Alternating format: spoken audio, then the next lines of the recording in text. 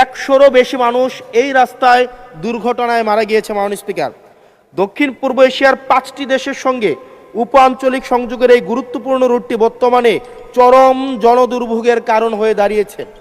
অতএব বিষয়টি অত্যন্ত জনগুরুত্বপূর্ণ বিধায় মাননীয় মন্ত্রী মহোদয় প্রকল্পের কাজ দ্রুত বাস্তবায়নে কি কার্যকর পদক্ষেপ নিচ্ছেন এবং বর্তমানে মহাসড়কের জরাজীর্ণ অংশগুলো জরুরি ভিত্তিতে মেরামতের জন্য কোনো পরিকল্পনা আছে কিনা তা সংসদকে অবহিত করার জন্য সবিনয় অনুরোধ জানাচ্ছি এবং স্পেসিফিকভাবে মাননীয় মন্ত্রী আপনি উল্লেখ করবেন কিনা সে বিষয়টি আপনার কাছে সবিনয় অনুরোধ জানাচ্ছি। ধন্যবাদ মাননীয় স্পিকার।